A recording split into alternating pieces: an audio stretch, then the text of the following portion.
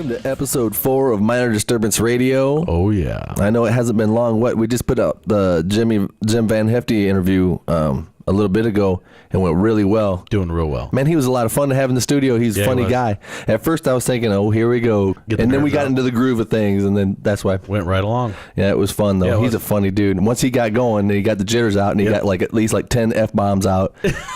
It was on, you know what I mean? Yeah. It was a good time. He's funny. Yeah, it was. So anyway, this episode is, we got to get through the sponsor thing. Let's do it. This episode is sponsored by Rascals, which I love Rascals. And I'll just say why I love Rascals. All right, let's hear it. I love Rascals because it's a place that I get to go play in my rock and roll band that I don't have to haul a fucking PA. Yeah? Yeah, because they have an in-house PA there. So, right. And I love places like that. Trust me. And not only just an in-house PA, but one that sounds awesome. It sounds real good. And Kenny knows what he's doing in there, and that room sounds awesome. Sounds real good. Yeah, and so I love it because of that.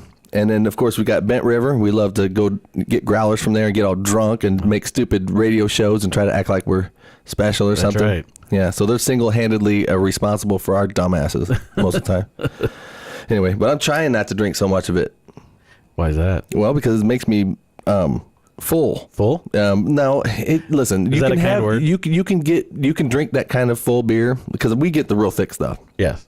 I mean, they have different kinds, but we get the stuff that will fill you up.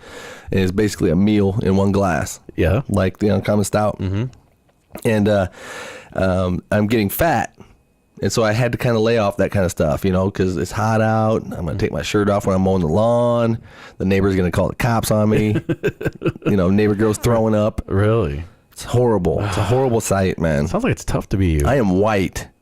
White. That too, huh? Yeah, imagine, I'm out there and, thinking I got my aviators on, and my long hair with big gray stripe down the middle of it, fat hanging out everywhere, and sweat, and pushing a lawnmower one-handed with the beer in the other hand.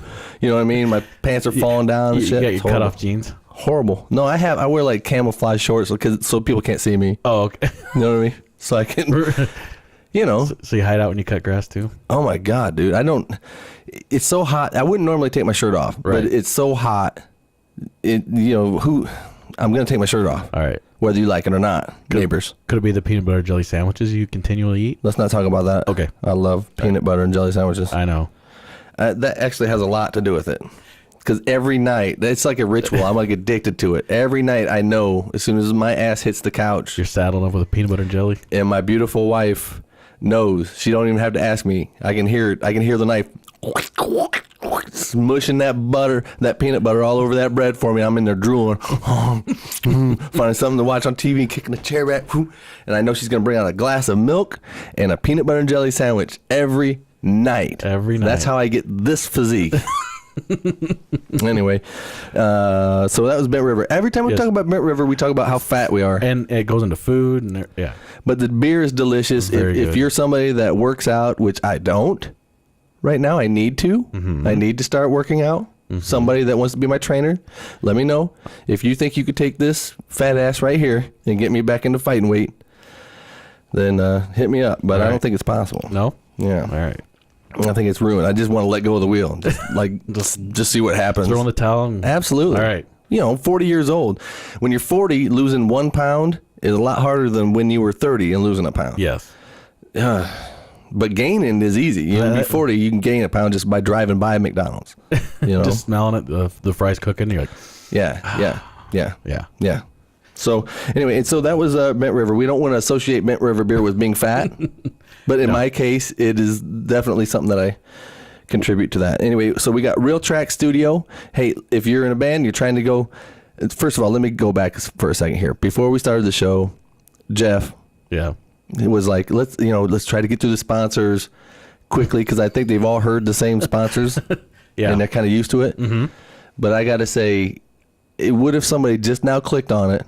Like, what's this Minor Disturbance Radio crap? Right. You know what I mean? And they don't know anything about Bent River or Real Track Studio. I've got to explain what the deal is, yo.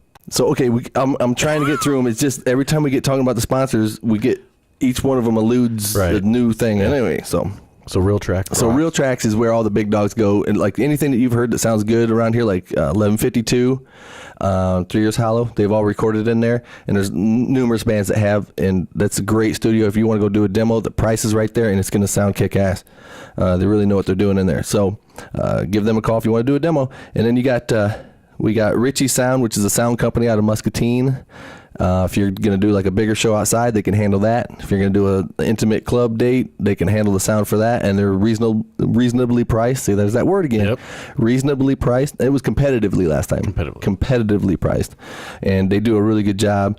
And we want to thank them, too, for the tickets they gave us to go see Battery down there. Yes. They had a big outside show set up, and it was a really good show. It was real good. The production was really nice. Yes.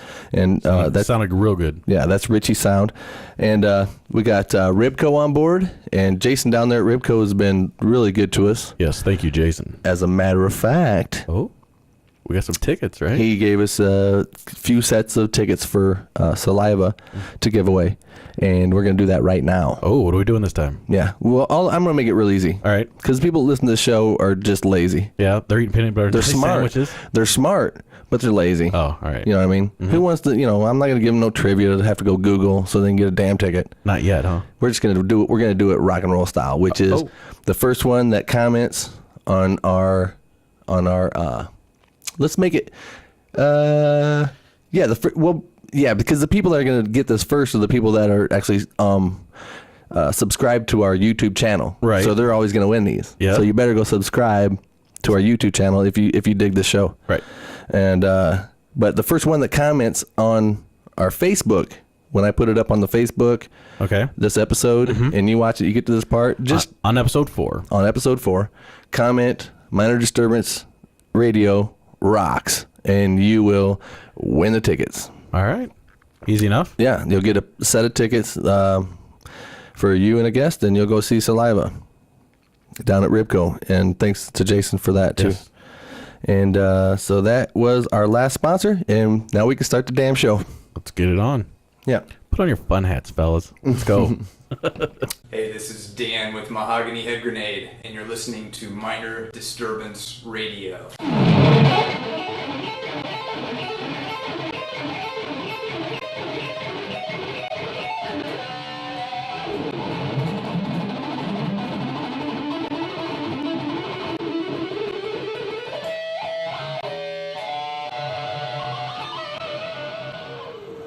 As you may notice, I am wearing a super sexy new shirt. Well, you might not notice because it's only showing, but I got this cool Mahogany Head Grenade. You see that? Yeah. Yeah.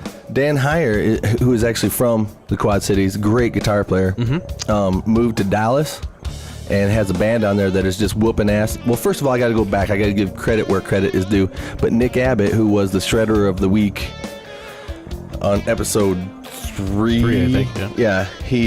he turned me on to Dan because I was asking about all the guys that used to be in the guitar contests around here back when I was in them, like 89, 90, 91. And I wanted to know what them guys are all up to now because I kind of wanted to do a spot on that. Right. You know, so I'm trying to dig up all this footage from the guitar contests back then. And I'm sure Dan was in there somewhere. And, you know, so I'm trying to find all these guys. Anyway, Nick turned me on to where Dan is nowadays, and he's whooping up on the scene in Dallas. Wow. Very And cool. what's different about the scene there is than here is they're making good headway crowd wise and that, and they're all progressive like instrumental stuff. You know what I mean? Yeah. Oh, yeah. You've got to check this stuff out. I mean, it's like a virtuoso kind of guy. You want to do that? Yeah. So yeah, if you want to, that's their CD. He sent us a bunch of them. I mean, the guy didn't just send me like a sticker and a CD. He sent me like a bunch of CDs and a bunch of shirts. So I want you guys to go check this guy out. He's really, really, really good. I mean, some of us from back then didn't get any better, like me, and then some of them got really, really good, and he's one that got really, really good. So go check them out. I'll give you a couple addresses here to check out if you want to look at them. But they're called Mahogany Head Grenade, and it's Dan Heyer on guitar. He's from here. And you can go to facebook.com /Mahogany Head Grenade and check them out. They're on ReverbNation.com. And go get inspired, man, because that guy can rip. And, you know, as far as from what I hear, he's good looking too. From what you hear. From what I hear. Damn it. He's got to be like my age. Got everything, right? Yeah, how can you still have that much hair that's like still got color in it? That's. I don't get it, man. I can't grow hair with color anymore. I don't even want to hear it at all. I don't know if you guys can tell. I'm struggling altogether. That's not light shining off the top of my head. No? No, that's my. That's what color my hair would be if I didn't like try to put the Just for Men in it. It's over for me. It's all downhill? I don't care though. I'm letting go of the wheel, man.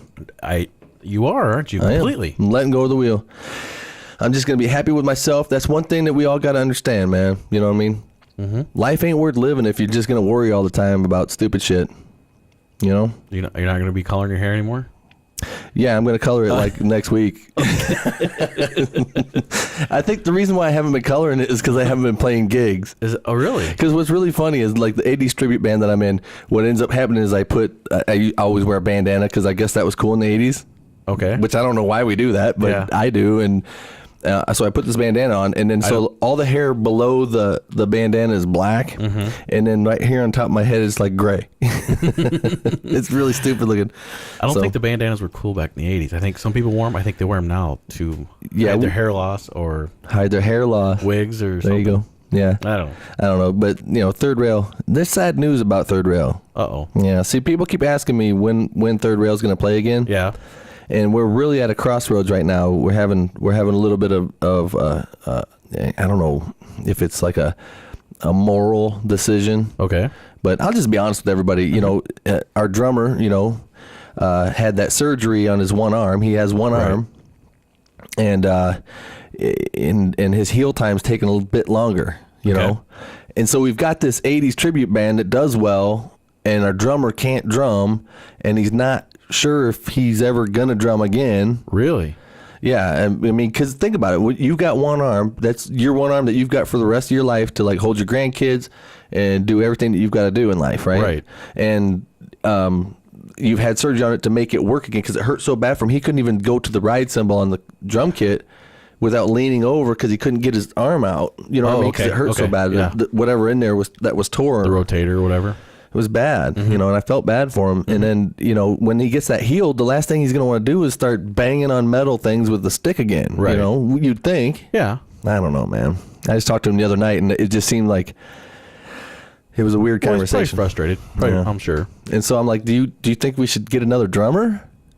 And you just think about the bro, the bro thing. And you just kind of go, yeah, we'll just see where it goes. Give it a little bit longer. Just chill out. Yeah. There's nothing wrong with that. Yeah. So anyway, in the meantime, I'm trying to decide whether I want to do another band like on the side. Okay.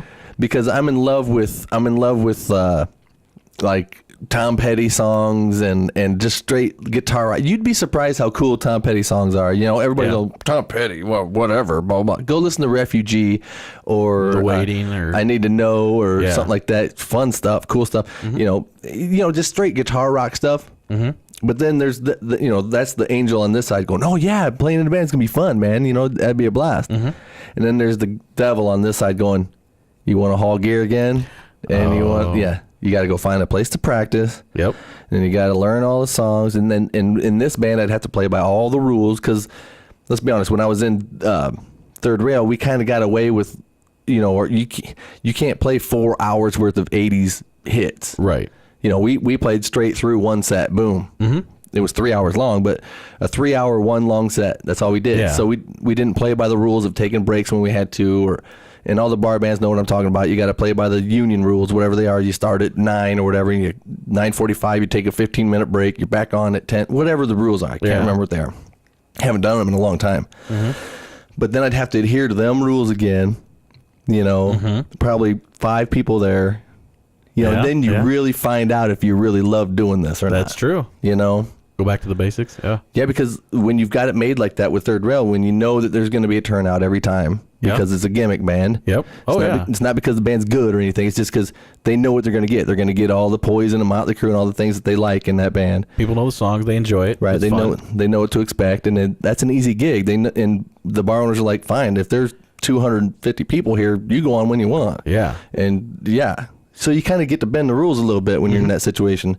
And I'd have to. So if I start another band, I got to go back to playing by the rules and all that stuff. And then I kind of go, You're just too old and lazy for that, Brian, to start over like that. Yeah. You know? Take a lot. So I don't know what I'm going to do. So you're at a crossroads too then. Yeah. Because I got to be on stage. You know, I love being on stage. You're getting the itch, aren't you? I'm definitely getting the itch for sure. But then, you know, that I can cure that itch very quickly sometimes. Yeah. Well, get me on stage and sing a song, and I'll be like, all right, that's cool, I'm done. You know what I mean? Get it out. Yeah. All I right. think I'd be over it pretty quickly. Like as soon as I'm like lifting 4x12 cabinets into the back of a truck or something on the way to the gig, I'd be like, yeah, I think I'm. This is a bad idea.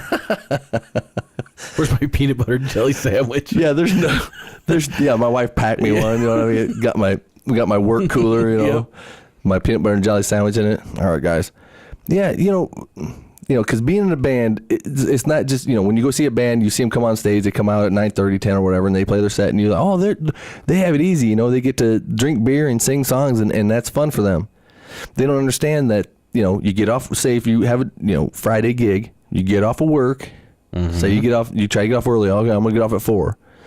Now you've got to hurry up, get home, get your stuff together, get all your gear together, get it loaded up, get it down to the place, get it set up, get the PA set up, get all the lights set up, do a little sound check, and then so there, you know, find a place to eat real quick, you know, however you want to work it, but it's hectic. Yeah. And by the time you get on stage, usually most musicians are like, right. Okay, we're going. Okay, let's go. And then you look out and there's like 5 people there. Right.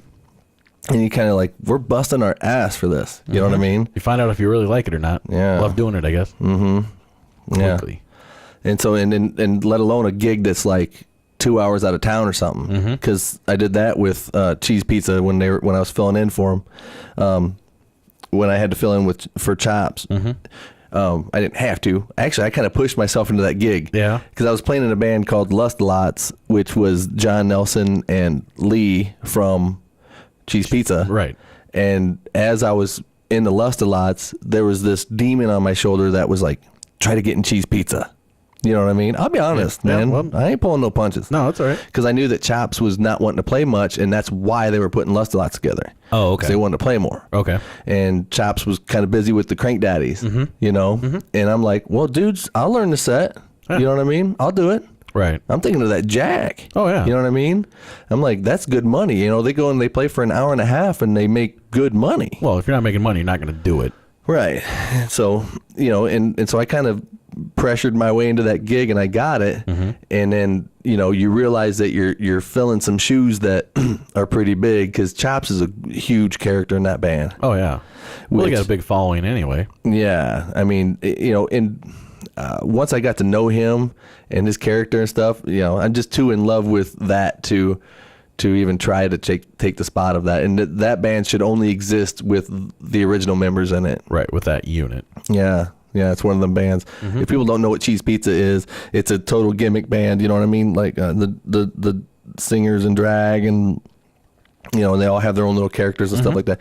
And they're a really good band, and they draw very, very well. I don't know who wouldn't know who they are around here, but anyway. Let's see. Surprisingly, that's who our shredder of the week is this week. Oh yeah. Chops took the time to send us a little video, and you guys got to check it out. And I'm telling you, you'll understand after seeing this video why that's an impossible set of shoes to fill. So check this out. I love this. This is great. Hello, kids. I'm Chops McClintock from the world famous Krank Daddies, and this is for the boys over at Minor Disturbance Radio.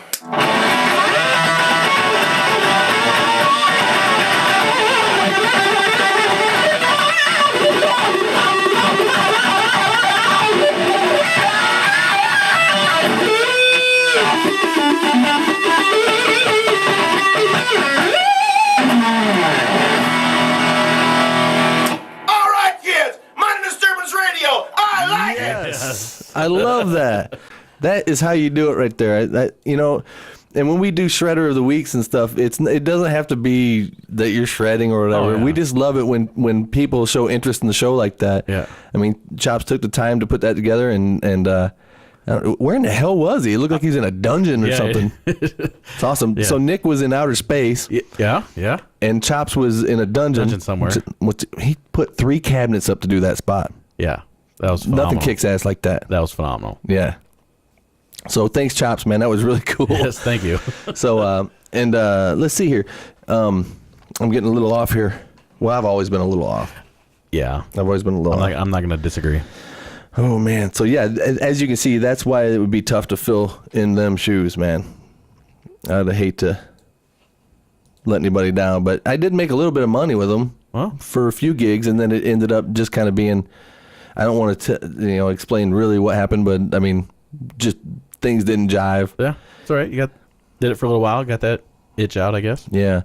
And anyway, that was Chops, and he's in Cheese Pizza, and he's in the Krank Daddies too, which the Krank Daddies is a really cool rockabilly check them band. out. As you can tell, they got like the stand up bass and just whooping ass. They're opening for God, I just seen it on Facebook. They're opening for shit.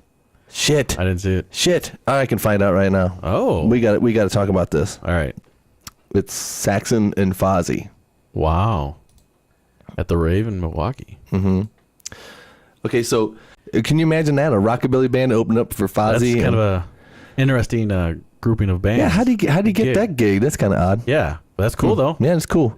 So anyway, that was Chops, man. Thanks for the video. Yeah, we appreciate it, man. That's great. I love it when people send stuff like that. It's cool. Oh, man. What did we do on Facebook? What was our last question? What band you wanted to be in? People, you got to bear with us here. Yeah. You know what I mean? We're trying to get our wits here. We're trying to figure out what the hell is going on in here. We're new to this game. Yeah.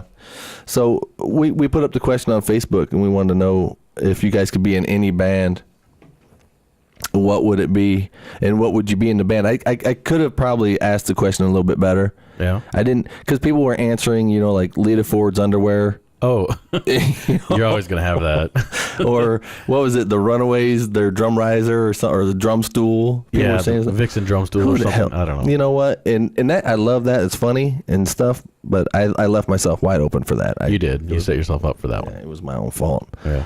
So, yeah, let's see if I can. More specific. More specific. So what my question basically was if you could be in any band, what would it be? And people, of course, our listeners take that and run with it.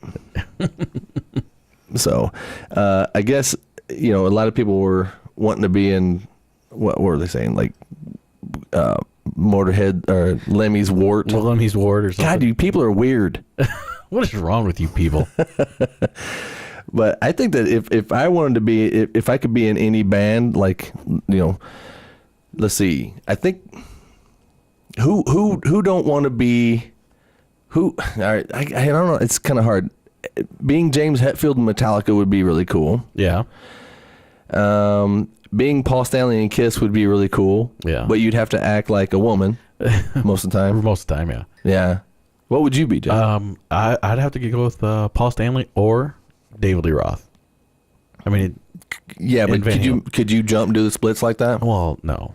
Well, but I would be Dave, so it's different. What you people don't understand is David Lee Roth is a black belt. Yeah. Yeah, he's serious. Them jumps aren't just crap. That he learned that in martial arts. The guy's a martial artist. Yeah. And because there was a question somebody was asking, who would whoop whose ass? Would David Lee Roth be able to whoop Sammy Hagar's butt or something like that? Oh. And I'm like, I think that David Lee Roth would probably whoop Sammy Hagar's ass. Yeah. Because he's kooky. I think what he would do is he would hit one of them weird triple tone notes and like make Sammy Hagar kind of like a snake and then just like samurai chop his head off. Lights out, huh? Yeah. Yeah. He's a ninja. I bet you guys didn't know that. No. This is informative. I didn't know that until I started making it up. No, but he actually is in the martial arts. He's a black. Yes, he lives in Japan, I think, and he's studying some sort of samurai stick fighting technique or something. He's really into that crap. Wow. So, but we were talking the other day about our heroes coming up, and you know how you have your favorite dudes, and you meet them. Mm-hmm. Have you ever met like any of your big heroes? No, I have not. I've met people, but not like a hero. Okay. Have you ever met anybody in Kiss? I have not. Have you? Here's where I've got you, buddy. Uh-oh. You know what? Because you've seen, like you mentioned, you saw Dangerous Toys live, Right. Which I haven't. Mm-hmm. Okay, and you just said that you saw Badlands, Yep. live, and I didn't. Yes. So I missed out on that. Mm-hmm. But I have met Paul Stanley, and well, there's a lot more. But let me tell you how I met Paul Stanley. All right. And I'll try to make it quick. Okay. But so anyway, we're hanging out at this hotel, right, in Chicago. And the reason why we're there is because my buddy Scott Goodyear had a band, and he asked me to play guitar for some gig that they were doing. Right. And to pay for it was going to be, he was going to take me to Chicago to this KISS convention. Remember they were doing KISS conventions? Oh, the expo or the convention? Yeah, where they were showing off their outfits and shit. And, Yeah. And Yep. I think KISS was going to do like an acoustic set or something. It was before the Unplugged thing came on MTV. Okay. But anyway, they were touring around just showing like their old outfits and their old drums and guitars and crap. I don't know what they had in the thing. Did you not make it to the it? expo? But well, that's the thing is that was going to be my pay. But when we got there and we checked into our rooms and shit, and we were like, all right, man, we're going to get our tickets tomorrow morning. And they said, well, they're sold out.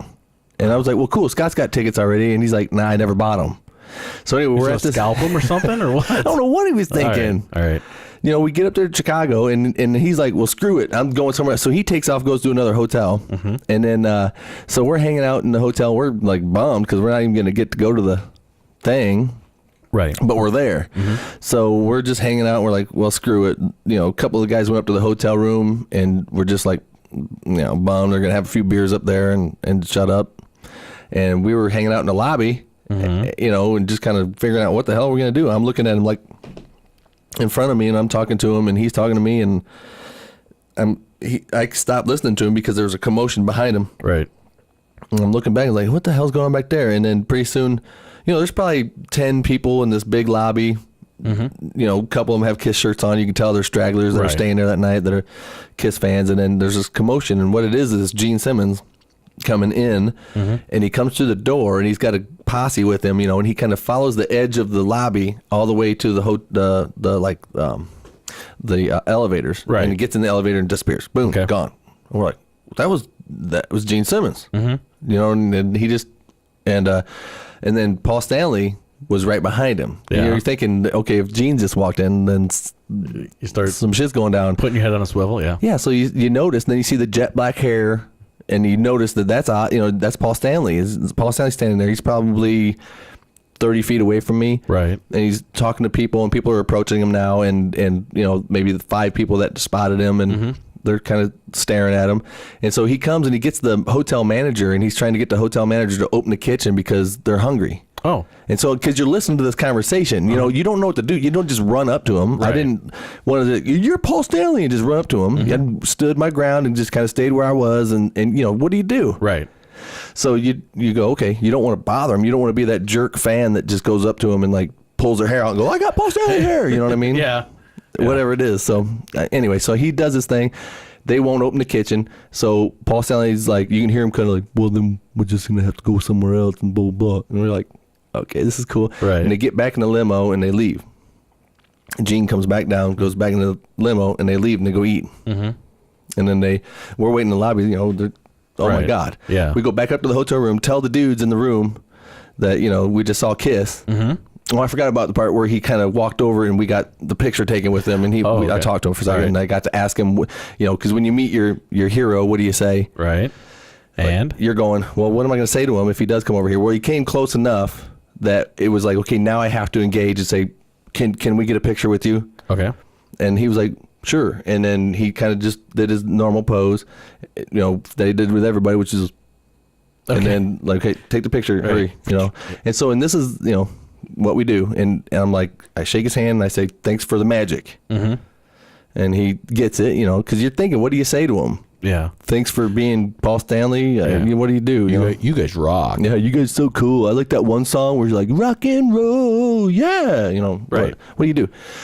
Anyway, so, you know, you get over that, and now you're freaking out. You just got your picture taken with Paul Stanley. Yeah.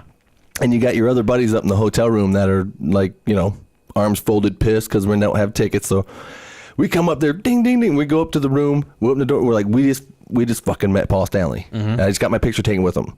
And he's going, they're all like, bullshit, whatever, blah, blah. And that's back when you had the cameras where you couldn't prove it. Yeah. They weren't digital. They were, the film.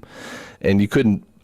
Right. It wasn't a Polaroid. It's in there, dude. Trust me. Right. It's in here. When we get these developed, man, you're going to eat shit. Yeah.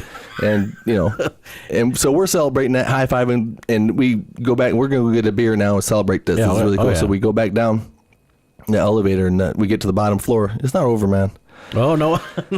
It's not over. So we get to the bottom floor, and the elevator opens up. The doors open up, and who's standing there? Mr. Paul Stanley, once again. They've gone to eat now. Right. And they're coming back to the room. And this time, I didn't have to say anything to Paul because he engaged the conversation with me. Because, like, he was right there, or you walked in his direction? I think it's because he wanted to get on the elevator, and I was in the elevator. Oh, okay. So he almost... You weren't guarding the elevator. No, we were getting off of it. They're back. We came from the upper floor down to get off of it to go out, to go to the bar to get a beer. Okay. And he was getting on the elevator to go up, so he was waiting for the elevator. Okay. With his little group of people. And so we come over and we're like, we just met Paul, and the doors open up, ding, and we're like, and we spot him again, and here he is standing right there. Right. And we're like, and he goes, shouldn't you guys be in bed?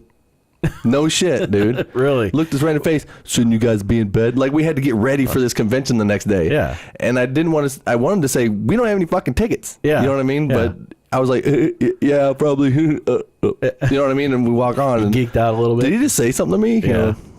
And so he disappears on the elevator and goes up, but so that was my kiss encounter. That's cool. It was awesome. Yeah, I don't have that, so. Yeah. Well, that was a fluke. I mean, we weren't, who would have thought that Kiss was staying at the same hotel that they were having the convention? Well, it kind of makes sense, though, because if they're renting out the hall there, they probably gave them a comp, a few rooms or something. Or floor, or just to keep people away. Yeah, but fans, they're not that smart. You know what I mean? Because they're thinking a bigger picture. Right, they think that why would Kiss stay at the same hotel that all the fans are going to be staying at? Yeah, because it's going to be obvious to see them and catch them. And right. Even though that's kind of why they were there. You imagine going down to the gym and Paul's on the treadmill. You know what I mean? You're like, what do I do? You're like catching his sweat. Oh, I'm selling it on eBay. Yeah. Yeah. I don't know. Yeah. You didn't want to do that. But you got to meet him. That's cool. I never got that close to him. Yeah. That was a fun day. We didn't get to go to the convention, though. We tried to. We got in line the next day and kind of got to the door, and they were like, do you have tickets? I'm like, nope. It's sold out, dudes. I'm like, there's not any way that we can buy. Nope. So then you turned around and came back home. There's not room for 2 more people in here, man. And I was so bummed. Yeah, I bet. Yeah. It's our own fault. I should have seen the tickets in my hand, but he said they'd be up there. But you still got to meet Paul. I did. That was worth it right there. Yeah. So you got to take that out of it. Yeah. Very cool. I'm sure that everybody that went to the convention probably got to kind of meet him. Right. But I don't know. Maybe I'm wrong. Yeah, at least you still did. I mean, I don't know. A lot of people have here, if they met their favorite dudes, you know what I mean? If you ran into James Hetfield, what would you say to him? I met him too. Did you really? Yeah, absolutely. Oh, I didn't know that. Well, there was a guitar contest one time at Big Toys for Big Boys or something. Okay. And the top prize was a meet and greet with Metallica. Oh, okay. And I didn't win. Right. The meet and greet, but Jeff Styles, who's the other guitar player that was in Drop Hammer at the time, he did win. Oh, all right. Well, he won and I took second place. Okay. So one of us won I can't remember how that went, but one of us won a Strat and one of us won the meet and greet with Metallica or something like that. It was something weird. And so we did a meet and greet, and I have a knack for saying shit to famous people that just doesn't go over right. You think you're trying to be like witty and trying to not be like a fan, right? And just be like a normal dude that they might run into. And so this was when Jason Newsted. Did I say this already? I don't think so. I think I talked about Jason Newsted when he cut his hair. Yeah. Okay. So I'm back there and I'm like, and he comes in and he walks in, he does the line of people and he's talking to the people and he gets to me and I ask him if he knows any good barbers. You know what I mean? Dumbass. And he's like, he thinks I'm. That was your moment? Oh, Jesus. I'm like, and I'm thinking in my head, do it. Say it. Because he might be like, yeah, man, cool, that's funny. Yeah, right. That was wrong. And you got nothing, didn't you? I got nothing. I got the stare, the Newstead stare, like, wow. How'd he get in here? You know what I mean? Wow. Yeah. don't even know what to say about that. Yeah, here's your chance, man. Yeah, and no any good barbers. Womp, womp, womp. Yeah. That's too bad. That's too bad. Oh, that's just one in many, many stories of me messing up with celebrities like that. Oh, this is interesting. We're gonna have to get into those. Yeah, I've messed pretty much every single one of them up. I'll do one more. Okay. When Quiet Riot was playing at the Pig Pen years and years ago. Oh yeah. Long time ago. Rudy Sarzo is one of my favorite dudes from. I remember him more from Whitesnake. Right. Oh yeah. When he's licking his bass. Yeah, he's licking the bass in the Here We Go or Still the Night video. Yep. Being all cool and stuff. And so I meet him, and the first, I'm going through the table to get autographs and stuff for the Quiet Riot thing. Okay. And I ask him, when's Whitesnake getting back together? Yeah.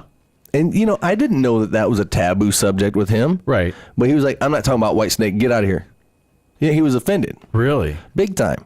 And, and fans don't know that, the Whitesnake thing is that you're a hired gun. You have no vested, stake in that band. And you just we didn't know that. I just knew that he was the bass player in that band. And I loved Whitesnake. Mm-hmm. And Whitesnake was on like this hiatus. Yeah. At the time. And, and so I that's what I said to him. It's like, when, I didn't mean to down Quiet Riot, but that's his band. You know what I mean? That's his thing. And I asked him about Whitesnake, and he got mad. Got mad? Yeah. And shooed you on. Yeah. I didn't mean it that way. Go offend Kevin. Yeah. Yeah, so I just kind of left. Ugh. But then karma always comes back around. Yeah? Yeah, because then when Ace Frehley was there, he was charging, and the asshole move, by the way. Yeah. He was charging after the show, he was charging like $40 or $50 for an autograph. Yeah. And so, you wait in line with whatever you want him to sign. So he signed a picture, slid it underneath the door for $50. So yeah, basically he was in the back room, and you could go and you could hand your book or whatever you had to get signed to the roadie that would then hand it to Ace in the room, have him sign it, and then hand it back to the roadie who would hand it to you. So you never really got to see Ace. No personal contact with him. No, not that I recall. Right. And so I've got my history book, the like 25-pound fucking book, right, that like started to fall apart the day after you bought it. Yeah. Piece of junk. Yeah. That my mom paid like $125 for or something. 150 or something. Was it? Yeah. It was incredible. Great book though. I mean, well, yeah. Back then to see old pictures like that was really cool. Anyway, we talk about Kiss a lot on this show. So we get that book back there, and I find out they're charging $50. Mm-hmm. And then I'm like, okay, that's bullshit. Yeah. I don't have $50. Look at me. You know what I mean? I had to scrape together the whatever it cost to get in here. Yeah. You know what I mean? Yeah, you remember them days? At your show, yeah. You remember them days? Yeah. And so I'm like talking to the roadie and somehow he said, give me the thing. And he took the book in there and put it in there, not knowing that, Ace didn't know if you got charged or not. Oh, yeah. If the roadie brought it in there, then that means somebody paid to have it done. Right. And so Ace gets the book. And I get 2 autographs on accident because apparently he knows the history book well enough that when somebody hands that to him, he knows exactly what page, because the roadie opens it up to the page for him. Okay. That's where my page is in the history book. You know what I mean? Mm-hmm. And so he gets the book and he hands it to Ace without opening it. Ace then just kind of opens it wherever and starts signing, not knowing what it is, and then realizes it's the history book, and then they find the right page. And then he signs the other page. So he signs it on the wrong page where it's like Gene or something, you know what I mean? Right. And then he signs it. So, yeah. Anyway, that's my little thing there. We should probably get back on track. Yeah, let's do that. I'm sorry. We're big Kiss fans here. And I hope you guys like Kiss because we talk about them a lot. Yeah. And we get distracted easily. Very easily. Yeah. Very easily. I don't even know where we were at in this show. Mm-hmm. Where are we at? I don't even know. How long have we been doing it? I have no idea. This is bad. Yeah, this is bad, folks. We'll just pick up and start. Where are we at? Jesus. Okay, so yeah. Well, we can pick up anywhere we want. Well, we were talking about the bands that you wanted to be in. That's where this whole thing derailed. Oh yeah, and then you said Paul Stanley. Yep. And it went downhill from there. Absolutely. And that's going to happen from time to time. Yeah, that's going to happen. It's what you get. Yeah, but you had said that you wanted to do. You had some new thing that you wanted to add to the show.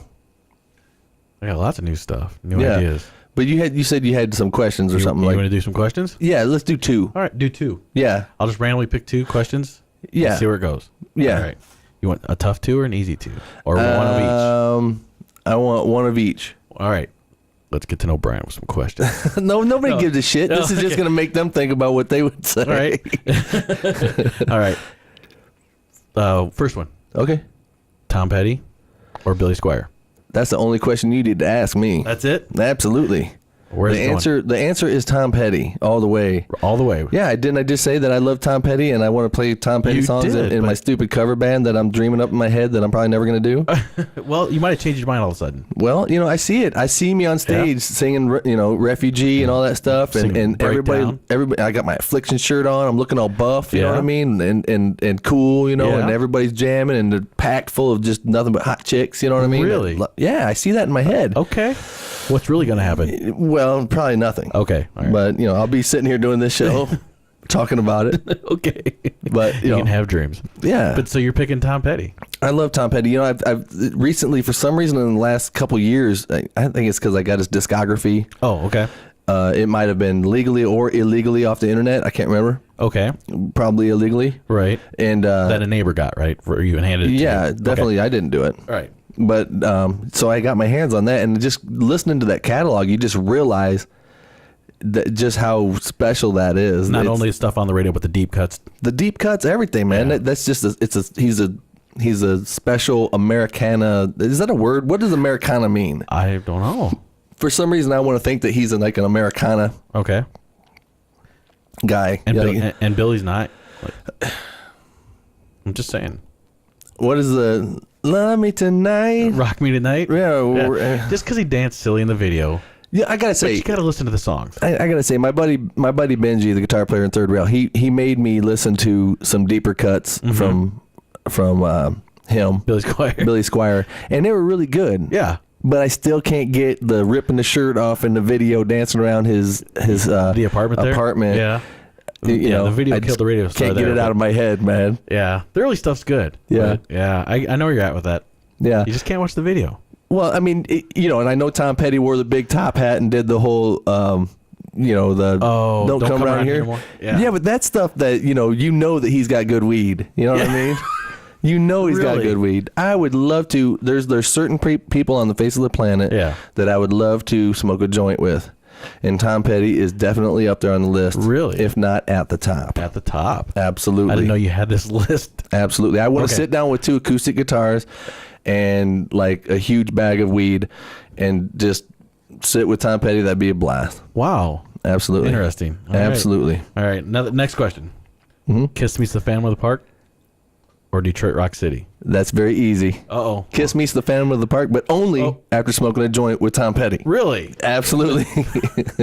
You've got to have the I didn't know that was the rules of the game. It's on the package. It says it right at the bottom. The warning next to the Casablanca, and right? And rated whatever. It just right on the VHS tape. Well, was it on VHS yet, or was it on like tablets, like it might have been etched in stone movies? Yeah, the beta machine. Yeah, was it a beta? I don't know, man. It was old. But anyway, there, it says it. It says it right there. Please do not try to view this movie if you have not been under the influence of some weed from Tom Petty. Really? It says it. What if you watched it with him? If you watched it with him, then you'd probably create a hole in the ozone layer somehow or something. Or some sort of a black hole would appear somewhere because it'd be too cool. All right, that's what I had for you. Okay. Yeah. But Kiss Meets the Phantom of the Park was horrendous. And I'm not even going to get into that. No. Maybe on another show we'll talk about all the travesties. We'll delve into that. But Detroit Rock City's funny and definitely Kiss-based. Yeah. Different levels. Yeah. So, I don't know. I was thinking about something. Uh-oh. And it bothers me. Okay. Because so you can still hear music and enjoy it for what it is. Right.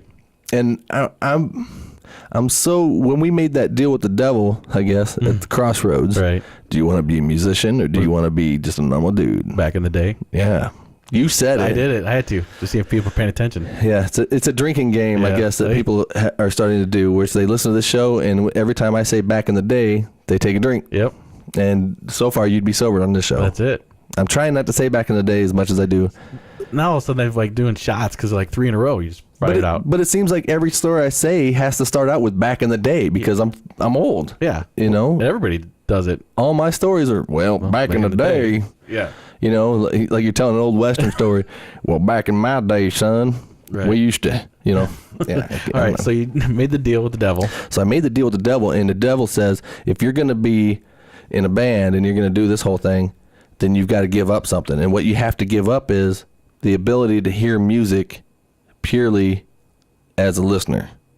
Okay. Rather than a producer, a writer, a performer. Mm-hmm. You cannot hear music anymore for just its basic, delivery. For what it is, yeah. Yeah, so you can't listen to, I don't know, when you listen to new songs today, mm-hmm.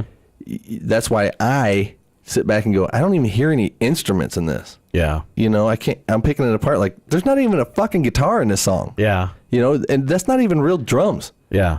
What is this? It's like, it sounds like a machine on, freaking out. That's what a lot of it is. And it's upsetting. But then when you listen to, stuff that does have instruments in it, then you're listening for tones and reverbs and how tight it is and how they got that sound. Yeah, and you're not hearing the song for the song. Mm-hmm.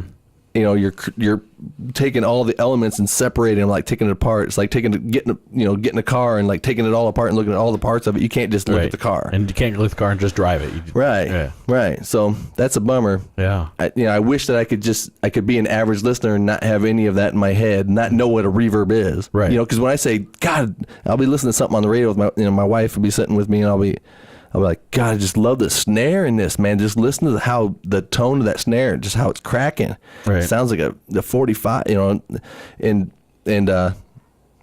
she's like, what's reverb? Right. You know what I mean? I'm like, never mind. You know what I mean? Yeah. She's like, well, I don't hear that. I just hear a song. Gets lost a little bit. Yeah. So, and I wish I could do that. Yeah. So that's kind of a bummer. That does. Because it's fun to listen to music, man. Just sit back and just get into it and go. Absolutely. But I wouldn't trade it. No? I love being able to create music. There's nothing more fulfilling. Right. I haven't done it in quite a while. I should get back to it. Yeah. But yeah, when you can write music and say, hey, I created that, and mm-hmm. listen to it back and go, wow, okay, mm-hmm. cool. You know what I mean? Oh, yeah. It might not be the best thing that everybody loves or anything, but at least you did it. You made a song. But it's an art form and it's cool. Yeah, it's very fulfilling, man. Yeah. You feel high. I do anyway. When I get done with one, I'm really high feeling, and really it lets me like calm down and feel like I don't get so stressed out about things. It's very soothing. Right. You know what I mean? To create something like that. So, yeah. But so very cool. Yeah. And I'm glad that you're talking more too on this episode. I'm trying to. You're giving me time to talk. Yeah. See, I noticed that before you'd try to say a word and I'd be like, blah, blah, blah, right over the top. Right. But we're laid back now, man. Yeah. We'll calm down a little bit. Yeah. We let Jeff talk about things. We're getting used to it. Yeah. Feelings with Jeff. Well, we're not going that deep. And nobody cares. Yeah. So what do you want me to close with? Do you want me to close with reading an excerpt from Peter Criss's book, or is that too much Kiss in one episode? No, let it rip. You want to let it rip? Yeah. Okay. Yeah. I think that it's up there though. Yeah. Can you grab it? This is going to be wonderful. Well, I don't know if I marked it. Oh no. Uh-oh. Oh no. Didn't mark. I thought you marked it. All right. Well, I did fold it over. A page or something. Oh, yep, it's right there. Oh, right there. It's right there. Is this story time with Brian? Story time. Everybody, cuddling tight. Everybody got their bankies? Yep. Okay. So we're reading from Peter Criss's book that he put out. It's called Make Up to Break Up. Is this a tell-all book? It is. Oh. And it is official. Okay. Okay. So we were trying to figure out, I mean, this is for Kiss fans only, so if you're not a Kiss fan, you can fast forward or do whatever the hell you want. I don't care. But I just wanted to get this off my chest because this was very confusing for me. Okay. Okay? Because I have not read this book, by the way. Okay, get this image in your head. Mm-hmm. Okay, imagine if anybody in Kiss, the band Kiss, mm-hmm. were to be gay. Try to imagine who that would be, because you're about to be proven wrong. Okay.